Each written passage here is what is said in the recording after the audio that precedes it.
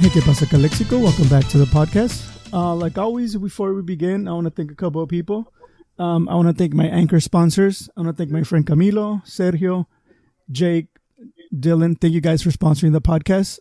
I also want to thank David Castellum. If you're thinking of buying or selling a home in the Imperial or San Diego counties, make sure you contact David. He's not only a realtor, but an investor with over 20 years of experience, and he'll teach you along the way one of the most important investments of your life.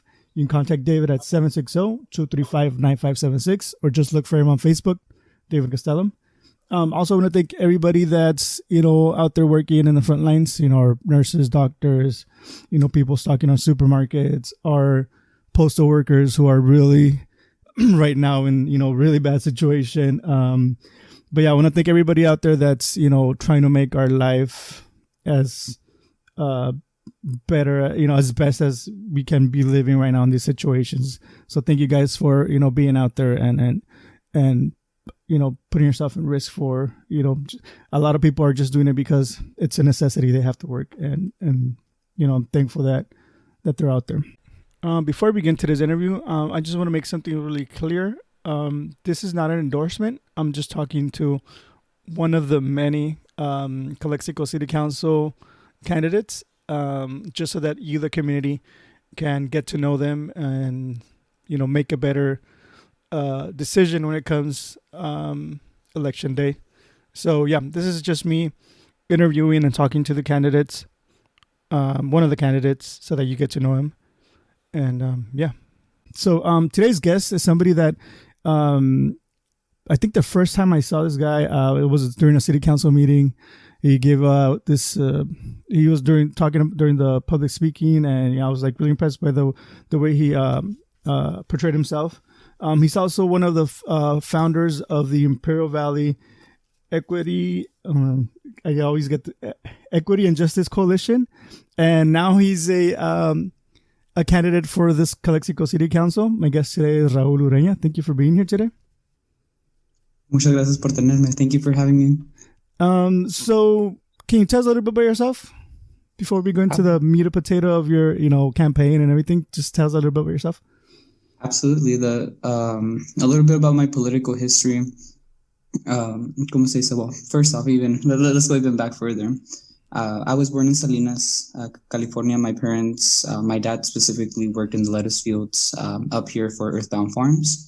Actually, my family is from the Mexicali and Calexico region, and the reason I ended up being born in Salinas is because my dad would work 9 months out of the year in Salinas in the lettuce, and then come down for the winter season, 3 months in Yuma or the valley. I moved to Calexico after the financial crisis in 2008, shortly before the financial crisis in 2008, when home prices were exceedingly prohibitively high here in the Central Coast and in the Bay Area. We came back home to Calexico. I came back home when I was in 5th grade. I started getting into politics, I would say, in 9th grade, formally getting into politics in 9th grade in Calexico, because at that time the Calexico Teachers Union was fighting salary cuts and attacks on their pension. So they were out recruiting parents and students to go to school board meetings, and I took one of their flyers one day in the morning. Sure enough, I went to a school board meeting and just kept going and kept engaged in politics from 9th grade through my college years up until this very moment. This is my first campaign. I'm a recent graduate of the University of California, Santa Cruz. I'm a student of economics and mathematics, and I am back home in El Solecito. Cool. So tell us a little bit about, what's your campaign platform? What do you, what are some of your goals, or what are you running on? They kind of go off of projects that I've already been working on. During my college years, I would be 9 months out of the year, I would be up here in Santa Cruz studying economics. But the other 3 months, I would come home and work for the neighborhood house. And I would specifically come home to the neighborhood house. My first project was actually in micro business development. We got It was to promote cottage food businesses or making home-based food businesses legal, accessible, and regulated in the city. Ultimately, there was a bill passed with the help of Assemblyman Garcia at a state level that actually legalized and set up a regulatory structure for legalization of all home businesses, and that's in effect in Imperial and Riverside. So for me, as someone who has studied economics at a very big level and has practical experience with our specific community at a local level, I can tell you that access to markets, access to safe markets is everything, and the municipal government has a big role in that. It has a big role in setting up the infrastructure, the transit, the way that goods and people move throughout our region is very much dependent on the decisions that our city makes with regard to its roads, its public transit, zoning, all of those things. I'll tell you a little bit about my beliefs on that specifically. In the 1980s, Marlene Thomas was a pioneer for public transit. She was actually, she was a bus driver in the day, but she was also an activist, right? And that's what I love about the stories in the Imperial Valley is people who are just daily workers, working their shift. They see something wrong, they act on it, and they change worlds. Marlene Thomas changed worlds when she advocated for the IVT line, the Imperial Valley Transit line that we have going from Calexico to Imperial Valley College. That opened doors, that created an access to the market of education for the local community. Public transit has been completely neglected in the Valley. You can't even go to the corner store without a car. And for people with disabilities, people who are elderly, even younger people who are coming out of college with serious debt. I actually had a constituent come up to me a couple of days ago with concerns about the high towing fees in the city of Calexico during the pandemic, that this $300 bill was going to cripple her ability to move around and continue to go to work every single day just because she did not have the immediate $300 to pay that towing fee to get her car to get to work. Most Americans actually don't have more than $500 in their savings account, and our municipal government needs to be definitely sensitive to that, because it's one thing to tax people, it's one thing to in whatever way take money from people, but it's another thing to take access away from people bettering themselves. One thing I believe about government, or that I have seen in my years of seeing local government function, is that in Imperial County, most government representatives feel isolated or act as if they are in an isolated body, right? If you, for example, like the city of Calexico, doesn't collaborate as much as it should with the assemblyman, with our state senator, with our congressman, especially on border air quality and water quality issues that directly run through our city. County air quality, of course, also needs collaboration, and of course with all of our educational leadership.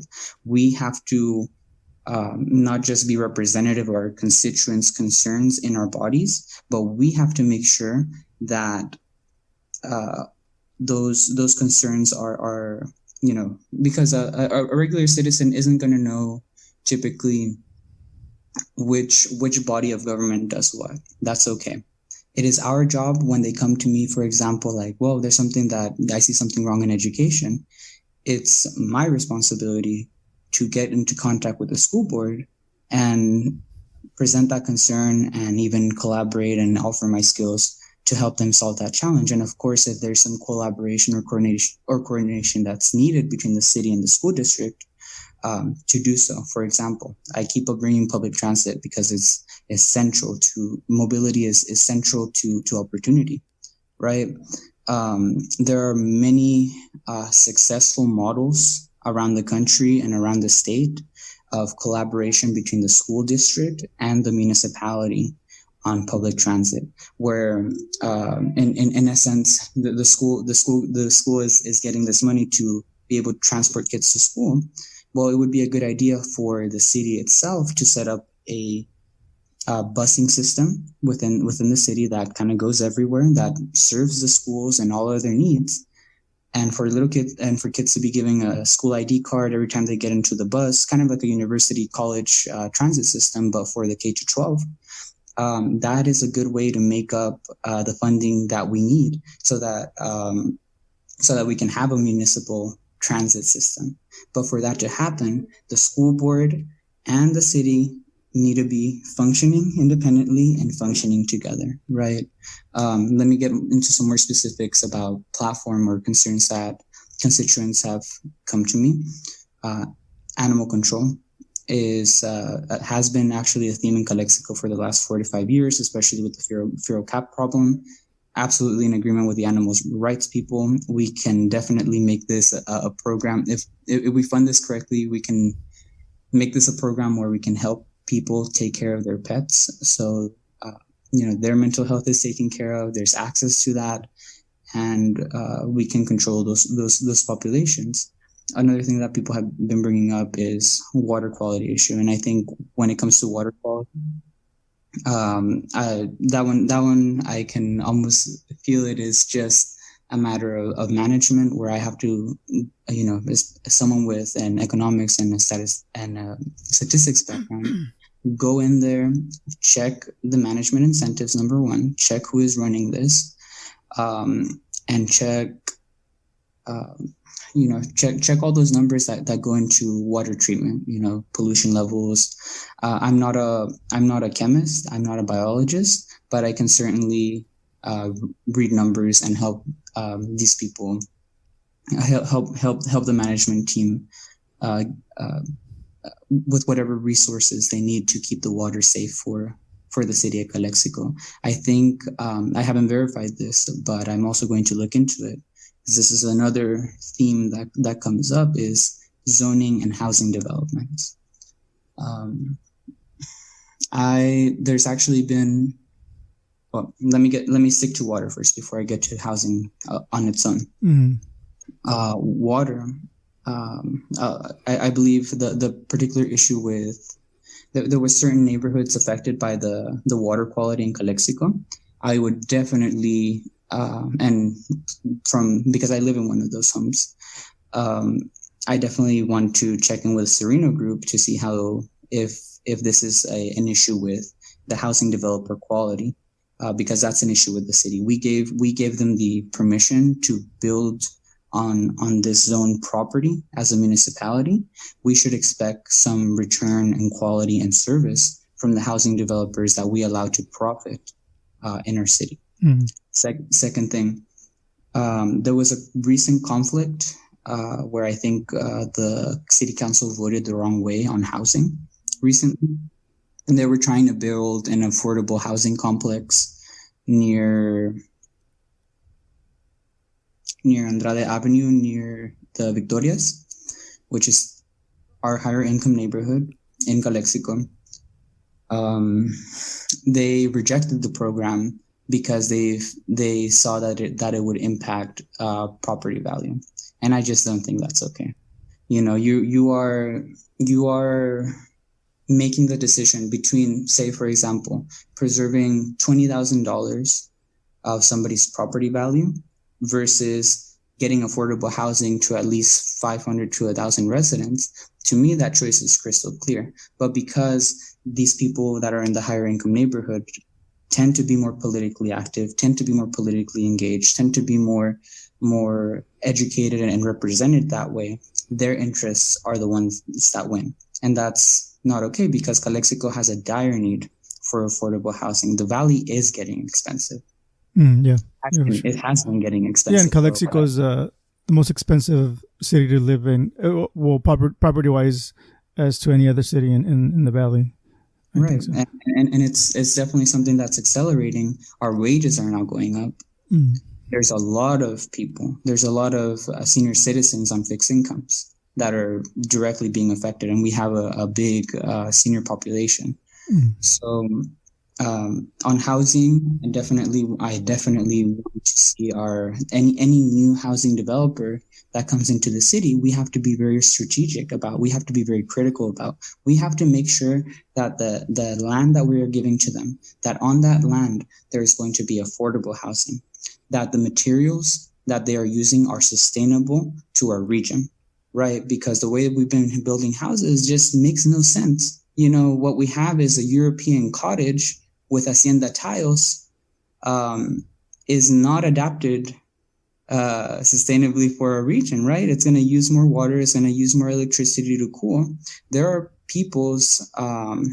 indigenous peoples in our area who know how to build houses for this region. We can learn from them, and we should definitely, for our own savings, but also to support them and to honor and preserve their tradition and try to. And that's a whole nother topic, is Yeah. indigenous people being included in our community, right? But you can see where I'm going is that the municipality has this big power in who it allows to develop on municipal land. It should use it wisely. I believe, I remember having a conversation with Mr. Hodge maybe 2 years ago when Ermic Blake was running for Congress. Mr. Hodge, let me know if I'm speaking too quickly. I know when I go through the policy things, I get so, going like a typewriter. I can definitely slow down or interject if you have questions. I was having a conversation with Ermic Blake was there, Miss Marlene Thomas was there, and Mr. Hodge was there. And I really do appreciate Mr. Hodge being there, because we had a serious conversation on racial inequality in the city that I appreciated. But during that time, affordable housing was brought up, and I believe Mr. Hodge's position, and I can quote you, his position was, we need 2,000 single-family homes of the same style that we already have. You just build 2,000 more of them, and this is, mind you, in the context of having rejected that affordable housing project. He said, we need 2,000. We need this housing developer to come in to do 2,000 single family homes, more of the same essentially. And he said, well, they're not affordable, but we need more homes. But I said, I thought in my mind, well, if they're not affordable, that's not what we need. That's not accessible. That doesn't solve homelessness. That doesn't help people with their rents or their mortgages. I don't think the city council people realize exactly what power they give up to the housing developers, especially in Southern California, where homeowner associations and those housing developing interests tend to win out. And that is why Southern California looks the way that it does. Is actually very dysfunctional. Is very lacking in public transit. It looks very different from more denser cities like New York and San Francisco, or even more denser cities south of the border like Mexicali, Tijuana, Mexico City, Guadalajara. All of them are compact, have working public transit, and have density and some sustainability to the way that their homes are built. Now, of course, especially when you're looking south of the border, yes, like, do look at sustainability and sustainable materials, but there are some standards and codes that we need to uplift for safety. Of course, like I had mentioned. I feel like there's, like, going south of the border, there's less regulations and people are a little bit more free to do, things without really following guidelines as to, be a little bit more cleaner, greener, stuff like that. And, yes, that's where we get a lot of our pollution as well, from across the border, that, there's a lot of cars that aren't up to code or up to date. And there are a lot of smog emissions that, and a lot of maquiladoras, a lot of hospitals that I have heard. And again, this is not something I verified, but I definitely would not be shocked. A lot of hospitals that don't safely dispose of their medical waste and instead burn it, a lot of tire burning, a lot of, bad management of waste. Yeah. Right. And maquiladoras, I would say, definitely to be addressed. And, we live in a border region, a very critical one for trade. We, as a city of Calexico, we need to be the most vocal about the conflict that we see over air and water. Porque aquí, the interests that are going up is the NAFTA interests that are kind of occurring since the 90s is the United States wants to import cheap goods from Mexico. Mexico is very much willing to produce it. Mexico is willing to produce it without environmental control. It comes here. That's where you get the air pollution problem. But where you get the water problem is in this decades-long fight. I think we've been at this for over a century. This this battle over the rights of the Colorado River. That obviously the Imperial County has won because we now control 75% of the water. But in that conflict, there has been a lot of things that have come up. For example, I think there was a conflict about there's a conflict about how much water you get, which nation gets how much water, and what quality of water. And so I think back then the United States was saying, okay, Mexico, you get this allocation, but we're going to send you the nastiest water. So what does Mexico do? It's like, oh, well, you're making us make these cheap goods anyway. We're going to use this water. We're going to and then we're just going to send you back the toxic runoff, because we know that the water through the canals, the Imperial Valley is kind of, it goes downhill from Mexicali into the Salton Sea. That gravity is the one that pulls the water. So Mexico is like, well, you're going to give us this crappy water. We're just going to send you your toxic waste right back. And so the rest of the nation doesn't care, because they are getting their modelos, they're getting their Samsung TVs, they're getting their cars, they're getting what they need. But right in our city, right in the boundary of our city, we are concentrating, absorbing the health impacts of the air and water. And that right there is an issue at an international level. But we, the Ciudad of Calexico, need to be advocating for our citizens that are disproportionately being affected by this pelea necia entre dos países, right? This pissing contest. Yeah. And so that is where we circle back to, what does the representative do? The representative needs to call up Vargas and say, hey, my people are dying. My people are suffering elevated indices of asthma, of cancer.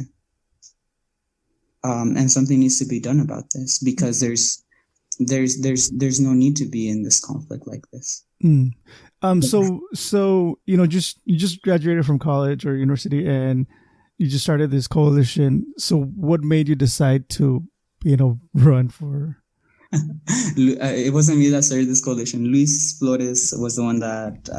But I mean, you're a big part of it as well. So. But yes, I eventually joined into it, and I'm very happy. What made me decide to run? I decided to run on August 5th, 2020, which is 2 days before the nomination deadline. I collected my 20 signatures.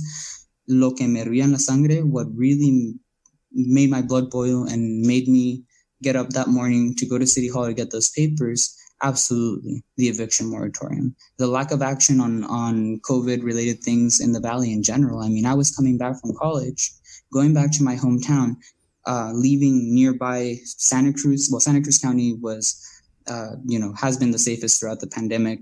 Right now, shops are open, the economy is running, and assessing the situation is relatively safe. I still have my reservations about what Santa Cruz is doing, but at the end of the day, for example, San Francisco County, I think to this day, only has 54 or 56 COVID deaths throughout the pandemic. How does a county with 50 times our population, how do we end up having 5 times the more deaths? And I looked around and I saw the local leaders denying the severity of COVID, not wearing masks, refusing to take up the critical eviction moratorium, the local court of Imperial defying Supreme Court state orders to stop evictions. They proceeded despite state orders. All of this ignorance and neglect at a local level. I can't speak to why those decisions are made, but it definitely made me run. It said, well, if this is the way things are, I have to run. Someone has to step up, because it's obviously not about qualifications. It's not about them having more experience. It's about intent. And I don't think I think that the intentions of our representatives are right now not in alignment with our people. Our people are dying. Our people are getting evicted. Our people are hurting much more disproportionately than the rest of this country. So absolutely, come home and es hora. Do you feel that? Did you think about due to like bureaucracy in government and being part of this coalition? Because I don't know if you get elected, can you still be part of a coalition like this, or is it something that you would have to not be part of? Do you know the regulations there? Or yeah, so IB Social Justice, I believe, is under a 501c3, much like the Neighborhood House. They're a nonprofit organization. I can absolutely be involved in a nonprofit as a public agent. Oh, okay. Or public. Okay, yeah, I don't know if there was, because I was like, I don't know if you would be more help because of the bureaucracy in government. Are you more help as a city council member, or because I thought that maybe you couldn't be part of the coalition? Because sometimes I feel like these coalitions or these groups are really important to kind of like keep tabs on our elected officials, on government. And I felt like if you weren't part of the coalition anymore, it will probably be more helpful, because I mean, bureaucracy is like, government is such a, pain in the butt when it comes to trying to get things done, because it takes years and years to, like, if you want to get something done, it can take a long time. But I feel like if there's a group that's because you're, at the end of the day, you're one person. If you get elected, you're one person in that board. So if you're part of this coalition, maybe, this group can get more pressure on the 5 elected officials to kind of like make changes a little bit faster than one elected official can. Absolutely agree. Absolutely agree. ¿Cómo se dice? Governing is a community affair. Governing is not a 5-person board affair. We know that the people who are currently sitting in office, they are not the government. The government, and especially in Imperial County, is the administrators, is the lawyers, is the people who advise them. And right now is kind of like an echo chamber, right? Governing is a community affair in the same way that grant writing is a community affair, because you need no single person is going to have read everything. It's impossible. There's way too much. There's way too much. Not every single person will have simultaneously read everything, heard everything, felt everything, etc. This needs to be a community affair. We need to be in constant dialogue. We need to be in constant sharing of experiences and constant obviously, people in the coalition, everybody has their expertise. Some of them are environmental activists. Some of them come from the healthcare field. When I need help, yo me acerco a los expertos. I do go to the experts. I'm just if anything, I'm running for just an administrative position, just to sit there and have a deciding vote, and be engaged in setting goals, priorities, and directions. But the work that has to be done, I have my own skills to offer, of course, being an economist. Pero I don't rely on my skills alone. No. I want to hear from teachers, firefighters, healthcare workers, grocery workers, everybody involved. Absolutely. For me, age isn't a factor for having somebody in office or in management or whatever. But I mean, there's a lot of people, old timers here in Calexico, that have lived 70, 80 years in Calexico. How do you, as somebody that has lived a third of somebody's life in Calexico, how do you convince them that somebody new to like government is better than, say, somebody that's been part of this system, this city council, revolving spots? How do you convince them that you are the person to be elected for city council? A lot of people have that question, like how are you going to convince quote unquote older voters to vote for you? And I really don't think it's a very hard task because como se dice, a lot of the senior community, like when I work at the neighborhood house, I was also involved with the Casa de Retiro, right? For example, like those are two separate agencies, but I work for them both. I worked in direct service of micro business. People in the senior community know me because I have done something for them. And that's something that a lot of city council members cannot say directly. But what So about those people that aren't, senior citizens that you've impacted? There's other longtime Calexicans that, aren't part of this, Casa Retiro, but are just citizens that, probably have, questions about your age and your experience with Calexico and all these things that, revolved in, and especially like when somebody that's, somebody that's running, that's been here for a long time, that might not be the best candidate, but yet there's somebody's friend, somebody's neighbor, somebody's pariente, compadre. How do you convince them that you're still the best candidate? I'm, como se dice? I really just don't. The point I'm trying to make is, I just don't see. I'll get to that direct question right now, but let me answer it this way. I don't see that division between my age and people of older age. Actually, I will freely admit that most of my friends, because I'm this political, are over the age of 50, are over the age of 60. Most of my friends are senior citizens, right? Los amigos de mi abuelita, that my grandma lives at one of the senior complexes in Calexico, they don't know me through her. They know me through me. Right. So I would categorize, yes, there are some old timers that quite frankly are very amargados, that will criticize my gender, that will criticize my nails, that will criticize my youth.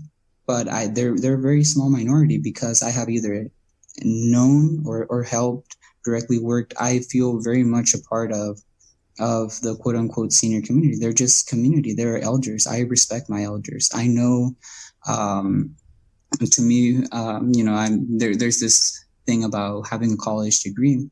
The college degree isn't what gives me the experience.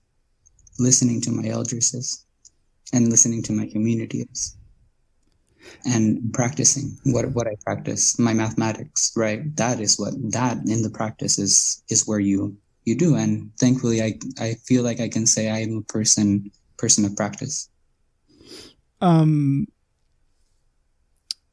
If you get elected, or even some like 20 elected official, do you feel that being an elected official, you're held up at a higher standard than a normal everyday citizen?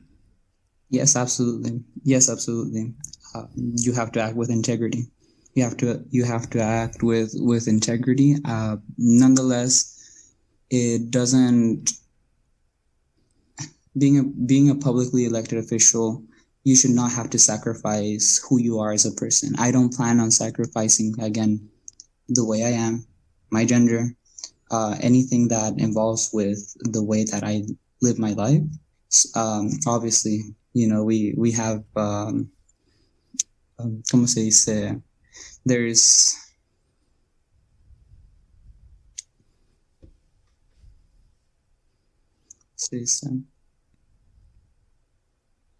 yeah, I don't have the belief. Yes, integrity, but integrity does not mean you have to conform to certain things that are socially expected of you. I just, if they don't have an impact on me running the city, they're probably not your business. That is very different for the situation of Mayor Rosie. Mayor Rosie, while in elected position, did harm her own citizens, and that is relevant. Yeah. Yeah, I know that there's been a lot of kind of like backlash towards that, and we've seen a lot of protests about that, and that's one of the reasons why I asked, because yeah, I mean, I do feel that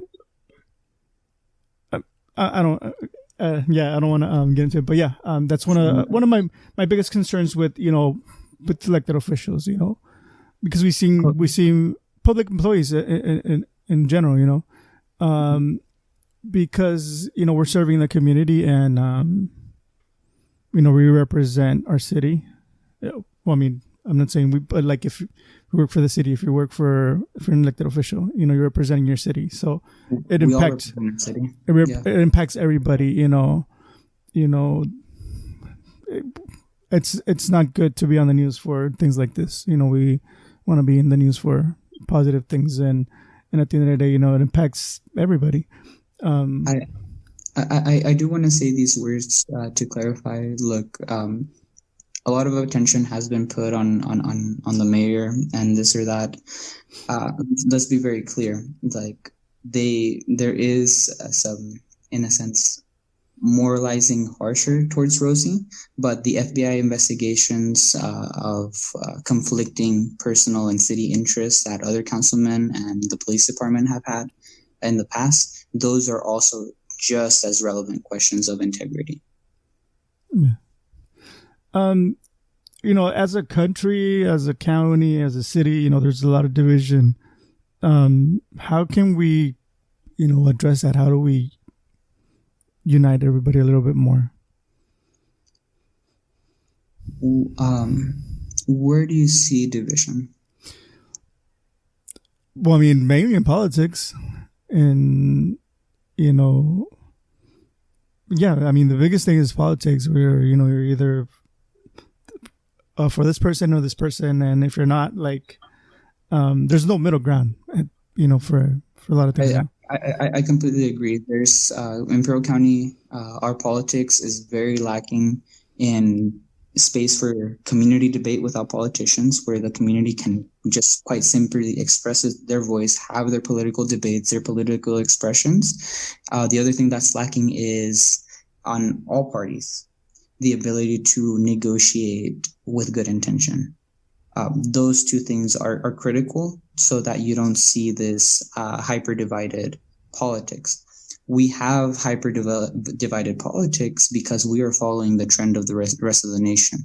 As time has gone on, the political parties have gotten more divided and very much more to their corners. There's much less moderation. I'm not an advocate for moderation. I'm an advocate for standing for what you believe in, whether that's all the way to the left, all the way to the right, all the way up, all the way down. It doesn't matter. You stand for what you stand for. There needs to be an open space. But the political division in this country has really broken down communication between citizens. And technology has a big role to play to this because of the algorithms on Facebook, because of the way that tech companies make their money by feeding you more of what you want to see. It is so much more easy to just stay in your own little bubble instead of having to deal with the real world and being forced to negotiate with good intentions. And so that's what needs to change. And, I am an advocate, of course, for racial and social justice, but I'm going to put this out there right now, just so everyone can hear this. There was a point in time, because of the lack of education in Imperial County, because of the lack of quality of education that I received here, that I was a racist person. And like me, many people have changed. But it's not the responsibility of Black or brown people to help me heal. It's my own responsibility to take accountability for my own actions. And eventually I did, and thank God I'm now in the place that I am right now. But especially me, being more light-skinned, being a person with a college degree, with a little bit more privileges, y esto y el otro, I have to have the space in my heart, and I do, to know why the person who is acting hatefully, so that I can speak to them. Because if I never speak to them, we're never going to solve the problem. Yeah. Right. And yeah. And I think, this whole cancel culture is, a big part of, where we are at as a country, or as, everybody, because like you're mentioning, your beliefs before, I number one feel that people do change. You could have some thoughts or feelings towards whatever things, and toward when as time goes by, you can change your people's feelings change, people's opinions change, and something that somebody said or somebody thought of back 10, 20 years ago, might not be how they feel today. And that's something that I feel that happens a lot nowadays, where somebody said something a while back and now it catches up to them and they're like, yeah, that was me 20 years ago. I changed. And a lot of people don't believe them when they do say that. Also, I feel that, it's to me, it's so hard, like, for people to be like so extreme. It's like, oh yeah, I'm all this way or all this way. I think, I don't know. I just feel that it's gone so unproductive. Yeah, we're not getting anywhere, and it's just making things worse. We need those spaces for community healing, of course.